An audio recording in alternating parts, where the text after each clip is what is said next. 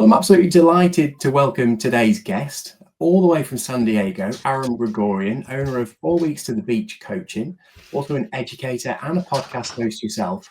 We met recently in Phoenix at the Silverback Summit, and we had a really cool, intense, like 5-minute conversation that covered everything from exercise, fitness, masculinity, relationships, and then we were off again, and we never really had a chance to connect again. So thanks for joining us today, and welcome to the show.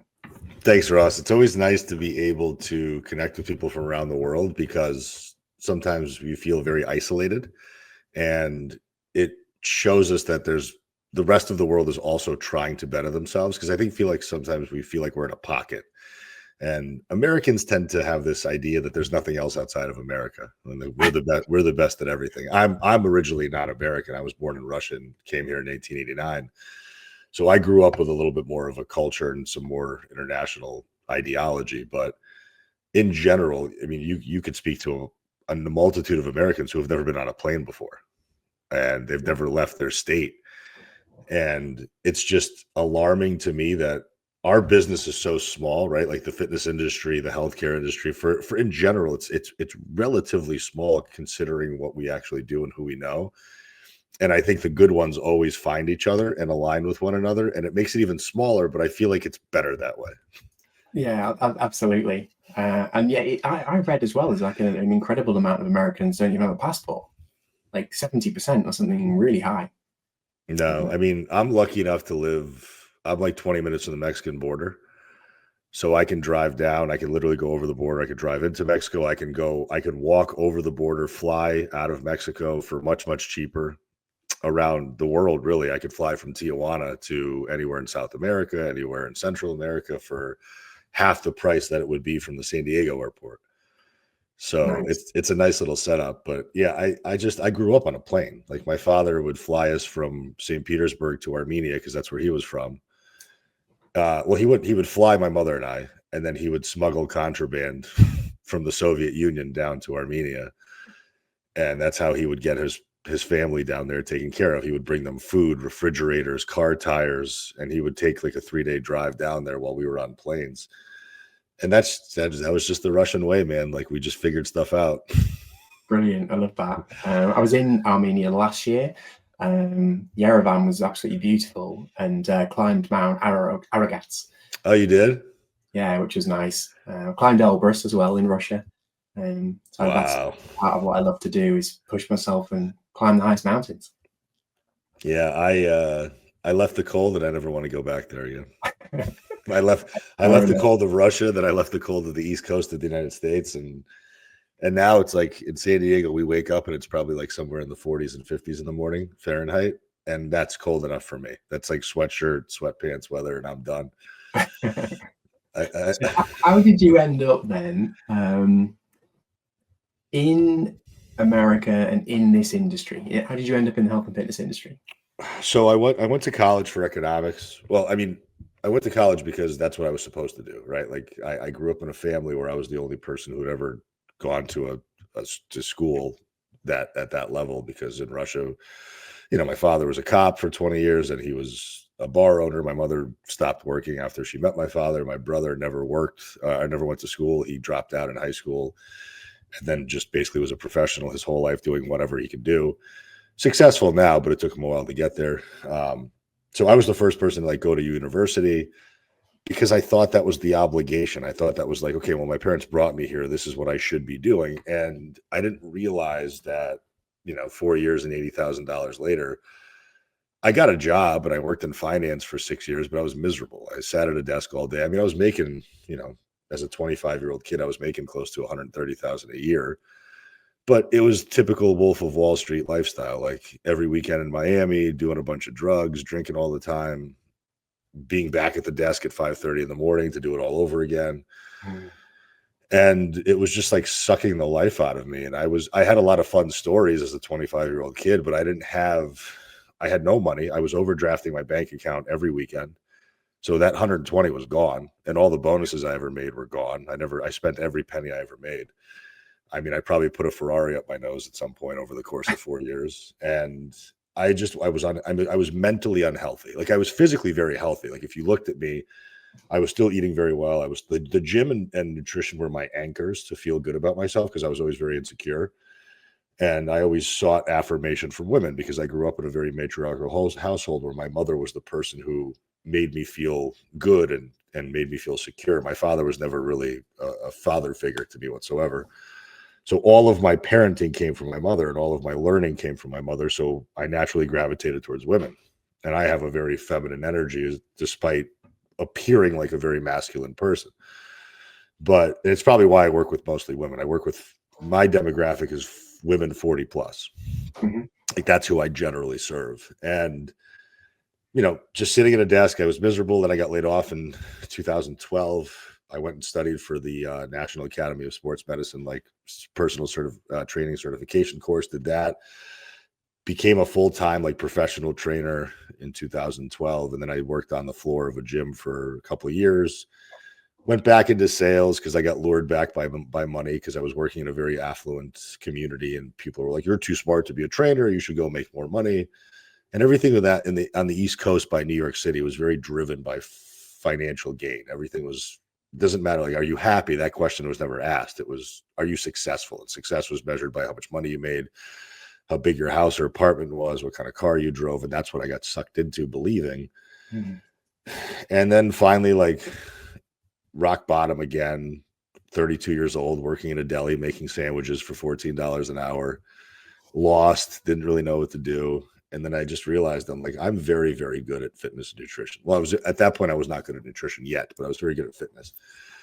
And I had a way to speak to people and I was motivating and inspiring and I didn't put up with people's shit because I didn't let them get away with the things that they were getting away with. And I held them to a higher standard that I held to myself. And I just jumped back into fitness. I started training people after work.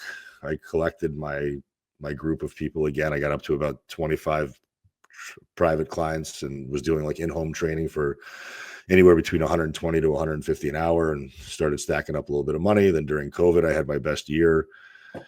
I always had a dream to live in Southern California and I had visited there about 6 times. So basically every year for the last 6 years from 2021 back, I was visiting always. And I just wanted my heart felt like it belonged there. Like I was kind of running out of friends in Connecticut where I was living and people were getting married, everybody was having kids, and I just felt very isolated and alone. And I just said, if I'm going to do this online thing and I'm going to do it by myself, I could just go wherever I want to go. And I'll take a shot. I got $40,000 saved up. If everything else fails, I'll figure something out.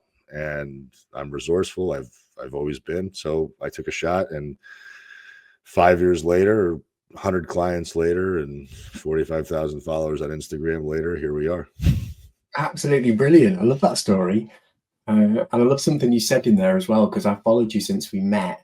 And yeah, your brutal honesty comes through on some of your social media posts. And I'm like, I love that. You just like calling out people's BS all the time. It's my mom. Funny story. When I was 16, I was dating a girl and remember bringing her into the kitchen and we're chatting and whatever. My mother's smoking a cigarette. My mother's favorite breakfast was cigarettes and coffee. Like every Russian woman on earth. And my girlfriend leaves and we're about to leave for school. My mother stops me and goes, "Why does she look like a horse?" And I'm like, "Mom," she's like, "Well, she's got a very long face and she's big." Like there's just no filter. Like Russian people in general don't have a filter, but my mother specifically never had one. So I just grew up always getting the truth directly. Like there was no circumventing conversation. It was whatever was up here just came out. And I realized very quickly that that was the best way for me to understand where I stood in the world because I knew exactly where I was at all times. And my mother never let me forget that. So I just adopted that level of communication. Like I've applied a lot more empathy than my parents ever knew how to use because obviously I speak with people that are much more sensitive than I was growing up. And it's hard because when you're dealing with 45-year-old menopausal women, and you catch them in the bad headspace and you're trying to be critical of them, they're not going to be very well receiving of that. But if you start to use the communication style of, "Hey, I hear you. Do you want me to listen and give you empathy or do you want me to give you advice?" And once I started to learn how to communicate with people directly and honestly, but with a little bit more empathy, my coaching got tremendously better, but it all started with the idea that my mother just had no filter. I picked up that same skill set. And to me, and especially in America, sarcasm is very great. And I think in the UK, you guys are one of the only other countries that do sarcasm well. Yeah. And that's why I love British humor in general. But we either have sarcasm as a way to avoid serious topics here, right? People avoid serious conversation, or they joke and laugh again to prevent themselves from crying. So to me, I just don't have enough time. Like, I'm 40 years old now. I want to be able to get people results. I know they've been struggling, and I know most of the reasons why they struggle is psychologically rooted 100%. Like, the physiology of this stuff, as you understand, is very easy. It's pretty black and white. Like, human physiology, for as complex as it is, it could be broken down into a couple of subcategories. And once you control those variables, you're good to go forever. But the thing that will disrupt compliance 10 out of 10 times is what's in between your ears. And every podcast guest you have on talks about psychology to some degree, whether it's the way that they were able to overcome adversity. But at the end of the day, the root of all of it is, are you stress resilient enough to make good decisions more often than not? Do you have systems in place that when you fail, you fall back into a system as opposed to chaos?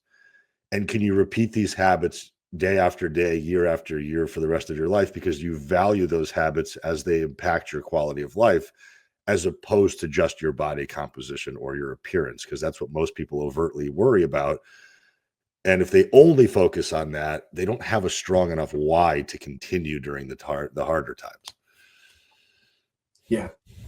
Yeah, I like what you said there, because we are quite simple creatures when you bust it down to basics.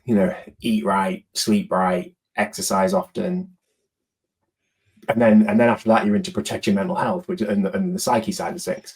It's not much more than that you can do, and it is really interesting. Yeah, I like what you said there about the systems and processes people have, and what do they fall back on. And how do you must have a way of teasing that out of someone. How do you find out what someone's default mode is? It's pretty easy to tell, because there's some people that are just very disciplined, and they're disciplined out of the box. That's just how they are. It's rare that we have a lot of disciplined people, but the ones that are, they're the easiest ones to work with, because you just assign them, you give them macronutrient and calorie targets, you give them a workout plan, you have them check in once or twice a month, or once or twice every couple of weeks, and they're good to go. They don't need a lot of maintenance. It's easy. A majority of people lack structure, and I think most people, especially in the United States, recently the trend is that things like discipline and order and rules are dirty words now. We live in kind of a very complacent, it's okay to be okay type of a society, and the bar has gotten lower than I would like to see it. And I think it's the fault of a lot of parenting. I don't think that these helped at all. This is probably one of the reasons why we have a lot of mental health problems. I'm actually reading a book now called The Anxious Generation, which I think if any parent in the world should read this book. It's unbelievable. It basically talks about how from 2010 to 2015, the information age and the cell phone age just became the thing that we attached ourselves to. And now, because kids are tethered to it so concretely, they can't even go and play outside. They can't get their hands dirty. They freak out over every little problem. So I've watched this degradation of stress resilience occur over the last 20 years. And people are just much less able to handle criticism. They don't want to hear the truth. They want to find every reason outside of themselves for the problems that they have, and they don't want to take self-responsibility or accountability for it. And when it comes down to things like meal preparation, or waking up a half an hour early before your kids to get your shit done so that you're not running around like a chicken with your head cut off, or going to bed at night and shutting down early enough to be able to get some rest, we're just void of those basics. And I think what happens after 18 or 22 in America is it goes from this idea of like, you have order from the time you're little to the time you get through college, and everybody else is telling you what to do. So the second you hit 22 and you graduate and you go out into the workforce, it's almost like this rebellious, screw you, I don't have to listen to anybody, and I can do whatever I want. And unfortunately, that persists into people's 50s, 60s, and 70s. And then they lose purpose, and they lose fulfillment, and they lose vision, and they lose order, because order is the thing that glues us together. Like without order, in my opinion, we're just running around with absolutely zero purpose and zero function. And I'm seeing, like, I honestly don't know how half of my clients parent their children. I really, like, I look at how they take care of themselves, and I hope that that's not what they're passing along to their kids, because I grew up in a home where I knew how to cook. I knew how to clean. At 9, I was at 9 years old. I was getting off the bus and going home by myself. And I hear about 20-year-olds now that don't know how to boil water. Some of my 40-year-old women don't know how to make rice. They don't cook. They don't, they have everybody else clean their house for it. Like there's just no semblance of the basics anymore of just care. And when you ask somebody to now, well, hey, you should prepare 90% of your own food, that seems like the highest mountain in the world to climb for them because they've never done it. Yeah. Yeah. So many things he said in there like resonated and was absolutely spot on. Like people are offended so easily now. It's crazy. I put a post out on LinkedIn. LinkedIn is the platform I use the most. And I put a post out on there about dad bots being normal now. I got absolutely slammed. Like everyone was like, this is totally wrong. It's been proven. It's genetics. Who are you to say anything? It's normal. It's okay. And I was like, and my post was basically what kind of standard are you setting for your children if you say this is okay? Like, and I'm not saying there are reasons that happen in people's lives when health isn't always what comes first, but do you really want to set this as the tone to your children? And yeah, I got way more than 50% was like, this is terrible. This is fat shaming. It's body shaming. And like, yeah, it was really interesting. The body positivity movement has gotten so out of hand now. And I don't think that people realize that fat isn't a symptom. Fat is a self-inflicted problem. Like you're not born 40% body fat. Yeah, you're not born obese. They're not. This is a collection. Now, granted, of course, there's 1,000,001 variables that contribute to obesity.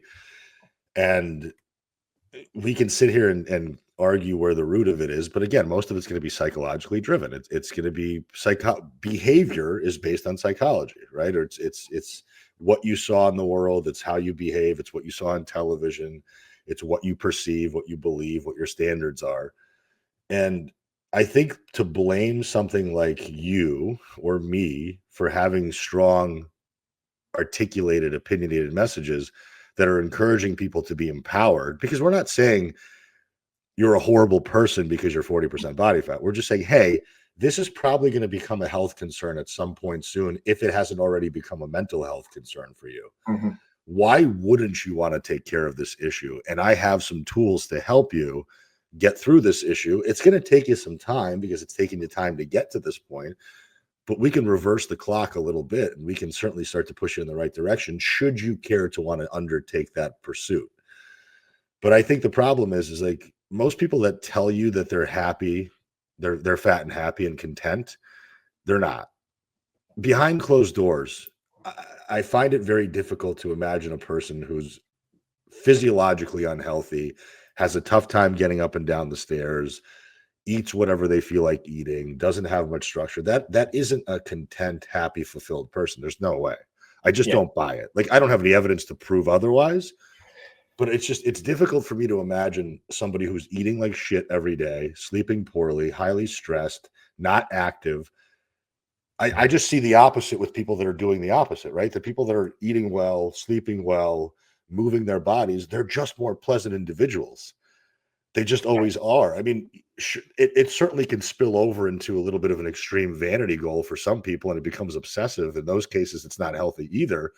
But there is a middle ground. Like, I mean, how old are you? 47. Right. So you're 47 and you look like you're 39. I'm 40.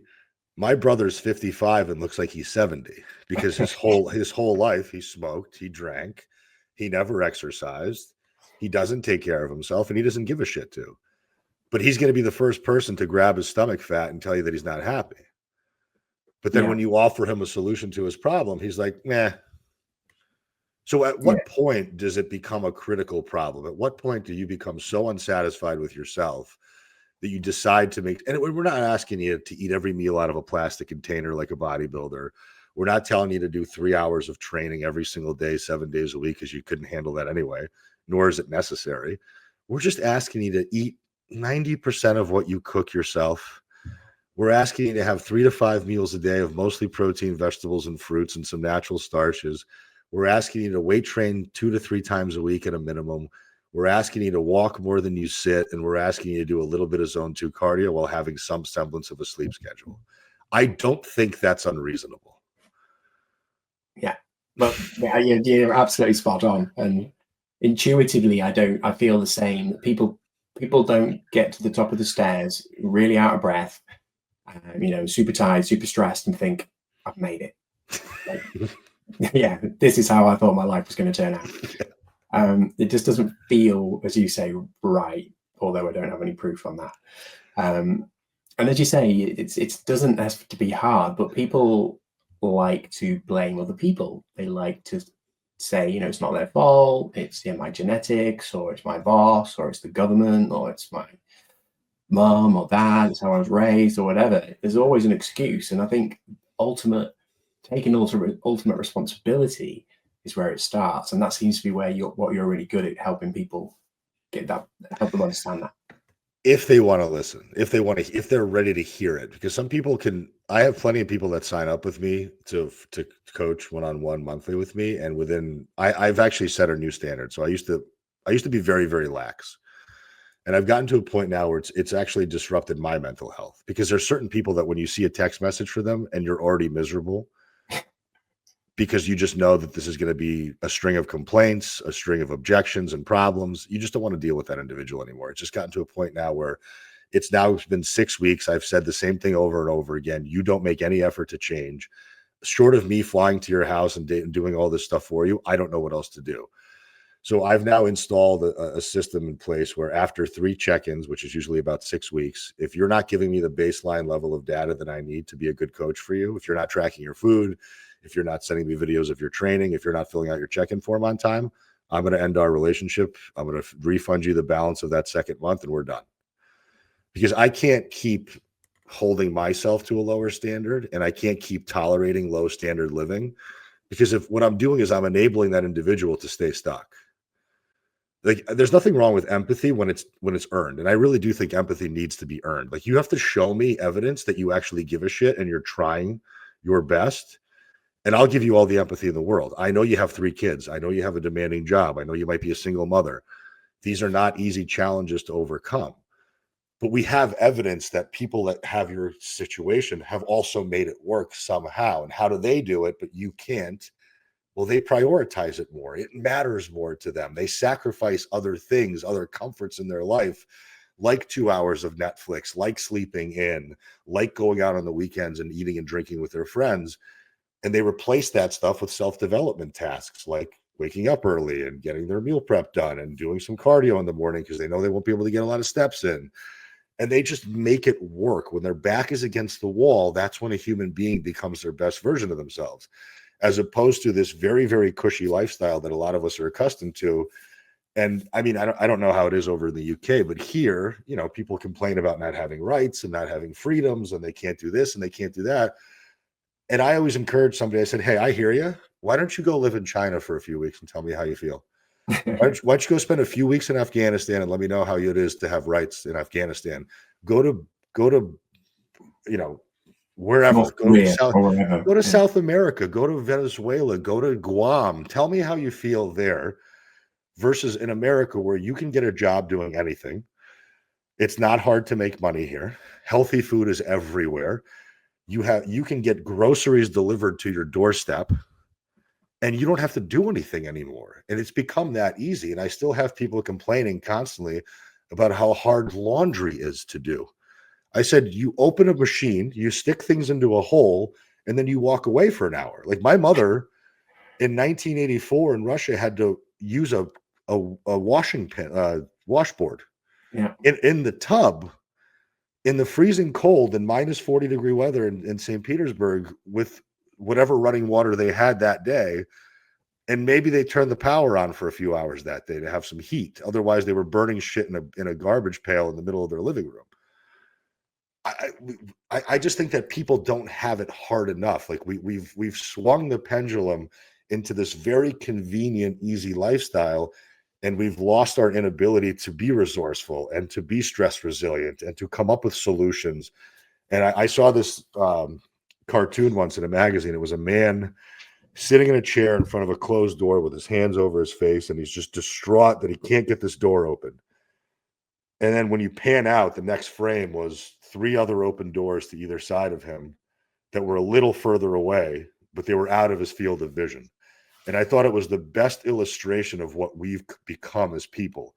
We're so focused on the problem that we don't see all these other solutions. Yeah. But yeah, very, very, very, very true. I think if you go back far enough through the history books, we swing the pendulum, as you say, either way, and it gets to a certain point and then it goes back the other way, and it does feel like we get into the end of the pendulum swing and it's going to start to go back the other way. I hope. Yeah, but we've got woke culture going crazy, and I think it's got harder and harder for men to be men. For young men, I think it's got confusing. Like, who do they talk to? Is that person a girl? I'm not sure. Maybe they're not. And what do they want? If I'm courageous and strong and ask her out on a date, am I going to be called toxic or overly masculine? Like, I think it's scary to be a young man, and I've got a nearly 15-year-old boy, and I wonder what sort of world he's going to grow up in. I hope it swings back the other way and we start to appreciate and celebrate these things again: femininity, masculinity. Kind of how I think it should be. And these are physiological differences. Like I don't want to have to argue like the concepts of gender. I don't know enough about it to speak positively or confidently to it. But I understand science well enough to know that you're born what you're born. Mm-hmm. And you develop certain preferences in life. And at some point, like, sure, like identity is an issue for people.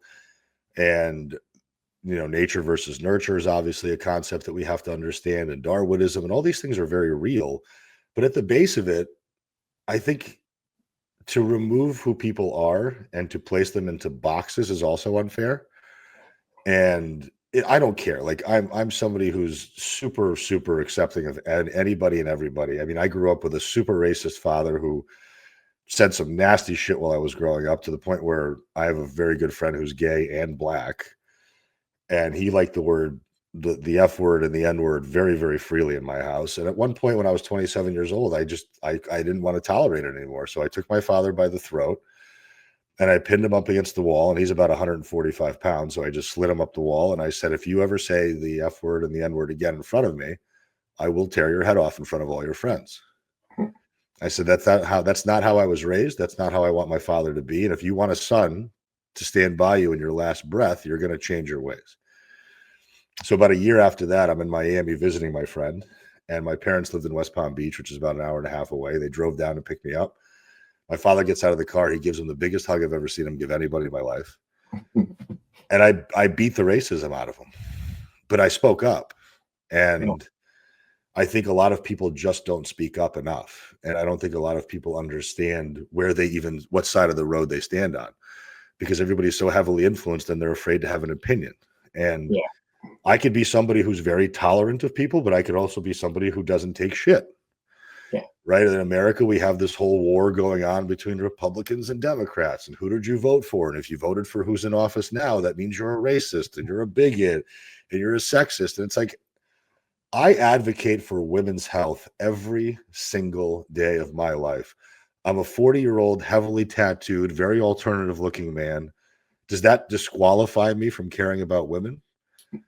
No, it doesn't. Half the gynecologists in the world are men, and they take care of women every single day. They deliver babies on an hourly basis. So it's good people are good people. I don't care what color, creed, race, religion, sex, gender, whatever they feel like identifying as. If you're a good person, it's not hard to see.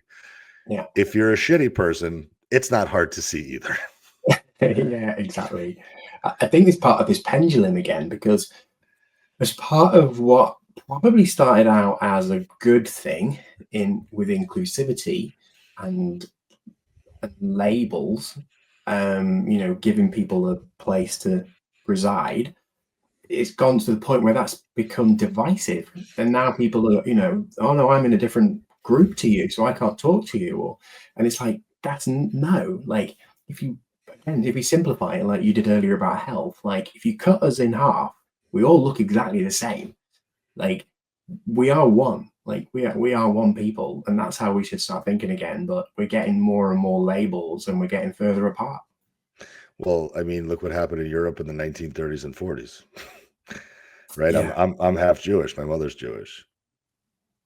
To say that somebody like Trump is a fascist is offensive to every single person that survived the Holocaust. It is. It's just plain offensive. And I don't want to be political because I don't give a shit either way. Like, would I ever have a beer with Trump? No, he's an asshole. Do I think that gas is cheaper when he's in office? Yeah, absolutely. It's nice for me because I don't drive that much anyway, but it's nice to be able to pay a little bit less at the pump. I'm a white male in America. What problems do I have? I don't complain about anything because my life is easy in comparison to other demographics of people in America. Like if you're black in America, you still have some challenges. If you're LGBTQ in America, you got some challenges still. But if you were black or LGBTQ anywhere else in the world, your challenges would be tenfold worse. Mm-hmm. Tenfold worse anywhere else. And I'm sure in Europe, it wouldn't be any much different.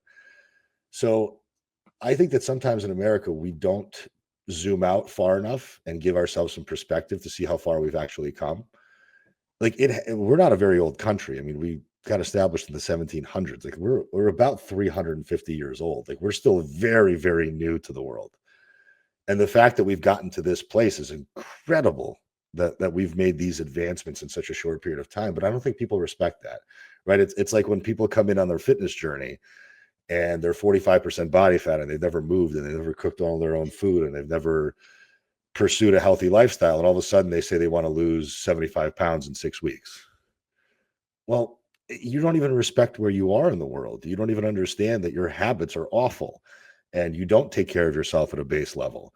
So how do you expect to go from being where you are to being where I am? And I've spent 25 years living this lifestyle and earning it, and you just want to have it overnight. And I just think that perspective is such a tough thing for people to understand because it's hard to be grateful unless you remind yourself of the gratitude every single day. It's hard to be appreciative of how far you've come unless you zoom out and take a look at where you started versus where you are today. And I think that that's what plagues a lot of people's mental health is, I mean, what is anxiety? Anxiety is fear of something that hasn't happened yet. What is depression? Depression is ruminating in the past. I don't think we know how to live in the present as human beings anymore because this thing is allowing us to play the comparison game at an unhealthy level every single day. Yeah, very, very true. Do you, with your coaching, do you go into this side of things as well, like the mindset and having that holistic view, or do you focus just on the nutrition and the exercise? There's certain people who I hammer with mindset because that's all they have left. Like I consider my work to have certain levers. As an individual, you come to me and you've either pulled certain levers or you haven't pulled those levers yet, right? Like let's say you're completely novice to training. Well, you haven't really pulled the training lever yet. Let's say you don't meal prep your own food. That's a lever you haven't pulled yet. Let's say you're somebody who doesn't go to bed early. That's a lever you haven't pulled yet. Let's say you're somebody who doesn't take 5 or 10,000 steps a day. That's a lever. Some people have exhausted levers, and the only lever they have left is the mindset stuff because they're so hard on themselves for not doing enough. It's a rare subset of the population. It's not very frequent that I get the high achievers who are like, I want to work out 7 days a week and not sleep, and I want to eat as little as possible. And it's very rare. I mean, we have a lot of women who live like that because, again, I'm in women's health, but a majority of people on the other side, they haven't even realized that they have all these other potential opportunities. So the mindset stuff is the reason why they haven't really tapped into that because they don't believe it'll work. Well, like I heard that so-and-so lost X amount of weight by doing this diet or by taking this drug. Okay, you can certainly do that, but what happens when that drug leaves your system? You're now still left in the same condition that you started with because you haven't actually changed any of your behaviors. It has to be behavior change that leads you to these other physiological changes and obviously psychological changes that are going to occur by you practicing these skill sets over time imperfectly because you're not meant to do. I mean, neither you or I are spot on with our nutrition, fitness, mindset. Like we don't do everything all the time. Like I always think of a human being as a cell phone battery. It has to get recharged every single day.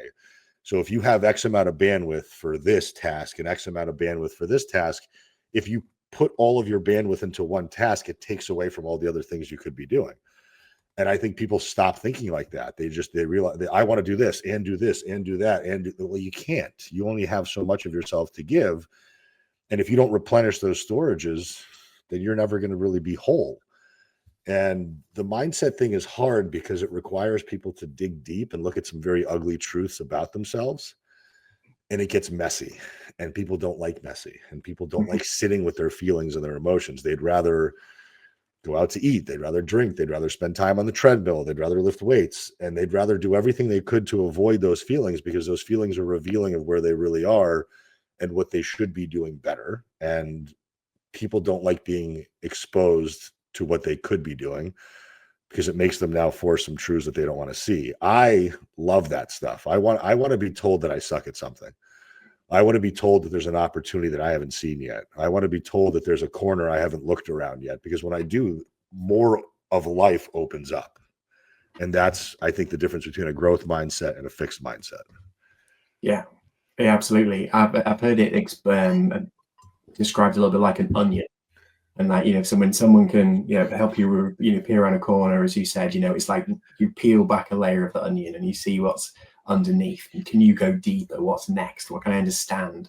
And life, I think, it's a bit of a game, isn't it? And you're never going to win. Like the goal shouldn't be to win. It should be just to keep getting better. Just play. Yeah, just play. It's got to keep. I mean, I'll share an uncomfortable story with your audience. I'm 40 years old and I never cheated on anybody in my entire life. And about 2 months ago, I was at a conference it was a month before I met you. And I put myself into a position that I shouldn't have been in, and I cheated on my girlfriend. Now, granted, I'm lucky enough to be with a woman who's very open-minded. We live a little bit of an alternative lifestyle, so that helps also.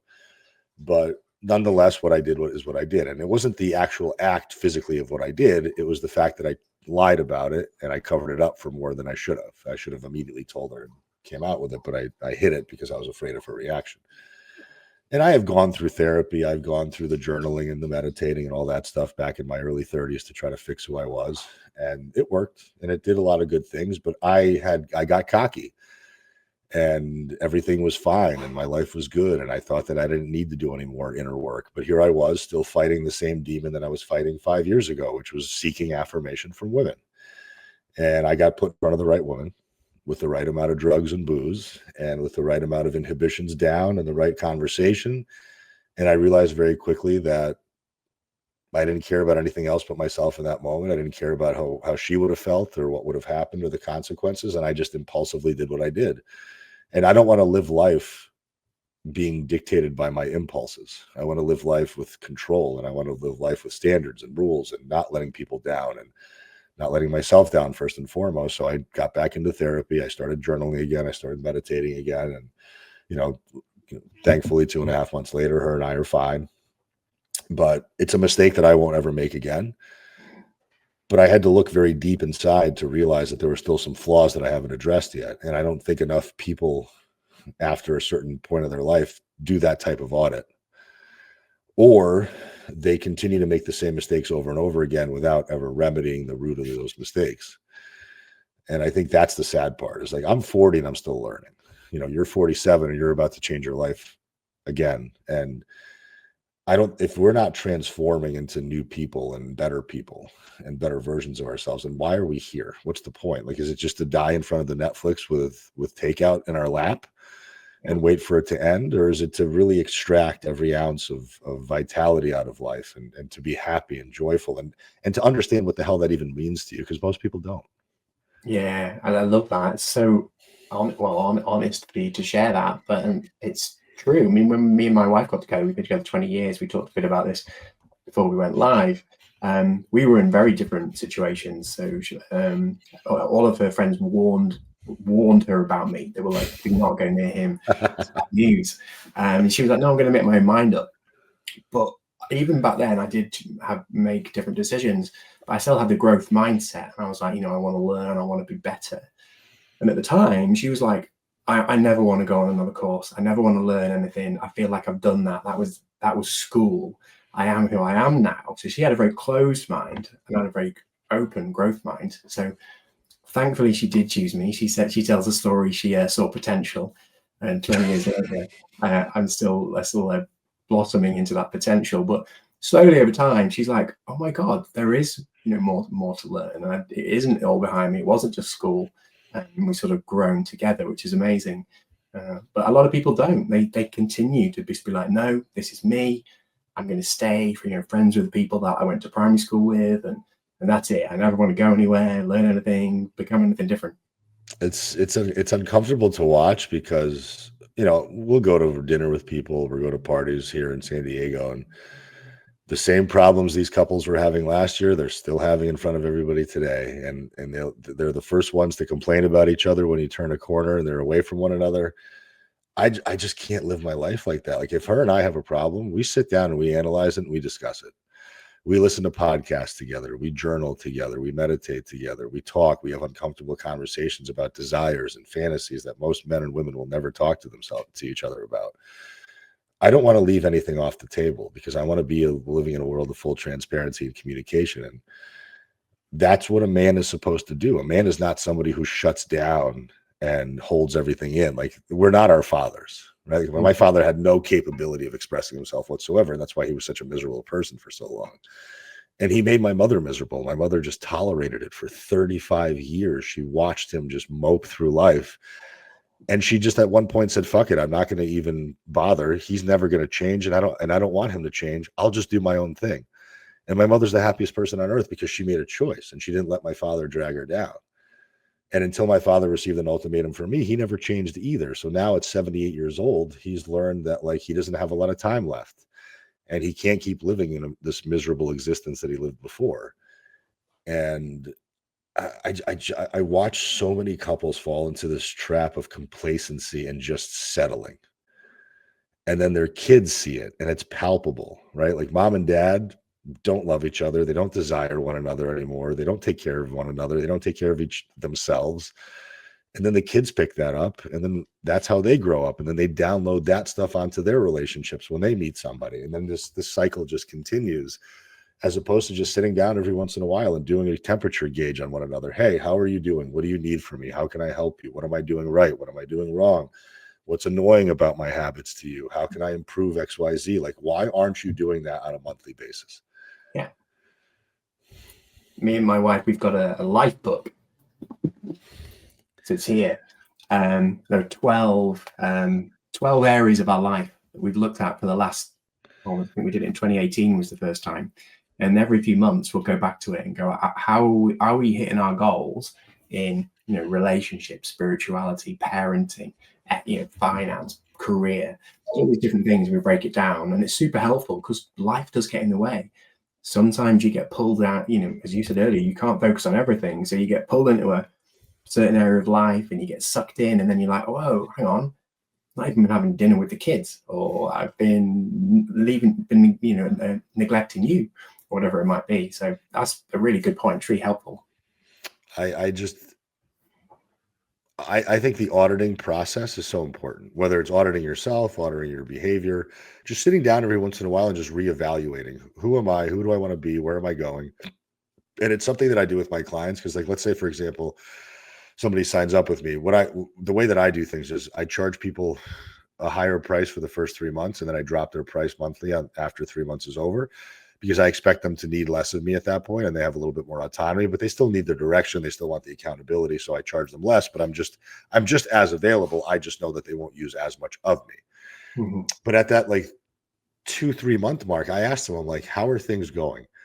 How are you feeling about what you're doing or your contribution to the process? Are your goals still the same that when you started? Because if they aren't, let's change the way we do things. Let's change the way we approach this pursuit, because it doesn't have to be static.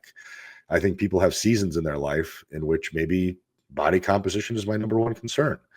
Then maybe there's a season in life where I feel good about my body composition. Maybe I want to focus on being more athletic or having more endurance or building speed and strength, whatever it is. Or maybe I'm in a time of life where I'm very happy with all of it, And I just want to drop back training to 2 times a week, get a bunch of steps in, still eat well, and just not really worry about what I look like or what my body's capable of. I'm going to focus on developing my career or getting closer to my wife or getting closer to my family. Like, I think that if people just stopped every once in a while and just evaluated, even if you did it quarterly, I think if you did it quarterly, you would always have something to shoot for. There would be some thing that you can work on that I think keeps your mind stimulated.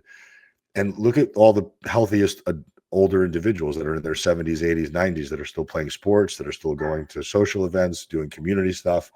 It's because they've kept their mind sharp.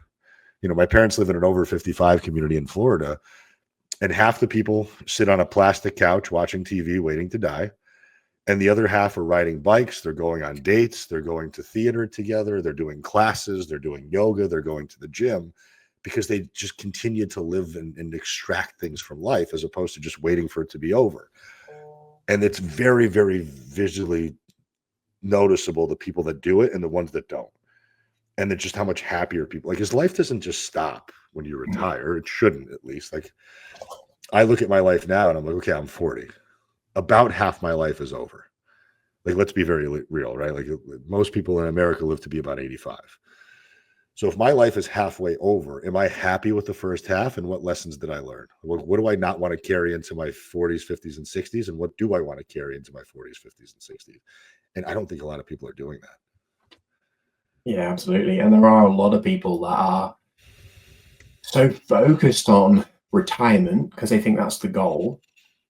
And then they just decline, as you say. You know, I mean, I'm a physiotherapist by background. Oh. It's been many years since I've treated anyone in that context, but I saw so many people whose health declined when they retired because they had no structure, as you said at the beginning, and they had no focus, and they just lost it so quickly. You know, in months, sometimes, certainly years, they went from vibrant, energetic, youthful, strong to a shadow of their former self. I mean, I see it a little bit. Like, my father still plays soccer twice a week, and he's doing okay. He could certainly be moving more, and he certainly could be taking care of himself better, but I'm not going to harp on that. He's better than he's ever been, so I'm going to give him credit where it's due. But, you know, I look at somebody like my mother and my father they still work, which is cool. They're still in their late 70s, and they both still work basically full time. You know, full time is a few hours a day for them now because they're still on, you know, they're on Social Security. But like, you have all this time, right? Like, what happens when you're a kid, you have all the time in the world. When you're an adult, you have no more time. And then when you're elderly, you have all the time in the world again. Mm-hmm. So think about it. If you developed yourself from 3 to 18 using all of that time wisely, what can you do from 60 to 80? Like, you get all that time, but your kids are older. You don't have to take care of them anymore. All you have to worry about is yourself. That's like the second coming of your life. Like, I'm actually, not that I want to age, but I'm not afraid of being 60 because I know that my life's going to get a lot more available. Mm-hmm. And I'm going to be able to dedicate time to things that I maybe, like, right now I'm in the heat of developing a business and trying to build impact and wealth and try to save money for the future. So all this stuff, like, things become a little bit more on pause now because you can't do it all. But when you have that availability of time back, and it's just such a shame to watch people squander it and let it just slip away. What a wonderful reframe of retirement. I love that. Absolutely brilliant. Well, I feel like we could probably chat forever, but I'm sure you've got other things to do as well. If someone's been listening to this and they're like, I've got to work with Aram, it sounds amazing. Where do they find you? Where's the best place to check in? I'm on Instagram every day answering all my own messages. I don't have assistants. I work by myself. So if you ever have any questions about fitness and nutrition, if you have any, pick my brain and whatever it is, I'll get on a phone call with you. I don't care if you're in the UK, if you're in Dubai, I have WhatsApp. We can figure it out. But 4 weeks to the beach is my Instagram handle. It's pretty easy to remember. But feel free to shoot me any messages you want. Pick my brain, whatever it is. I'm always happy to help. I'm not somebody who sells coaching rapidly. People know I'm a coach. If they want to hire me, they can. If they don't, they can certainly do it on their own for as long as they want to do it for. I always keep the door open for anybody that wants to walk through it. Brilliant. I've absolutely loved that conversation. Thank you so much for joining us. If there's one thing we haven't covered today, which you will want people to know, what would it be? Anything at all? I guess a message that I think has always been something that I've hung myself on is the idea of integrity and just doing what you said you were going to do. I started doing a lot more of that in my late 30s, and now that I'm 40, it's basically the value that I hang on to more than anything. And I think if there's one thing that you can do to make your life better is whatever you say you're going to do, just do it. Love it. Aram, it's genuinely been a pleasure. Have a brilliant day. We'll speak soon. Thanks, Ross.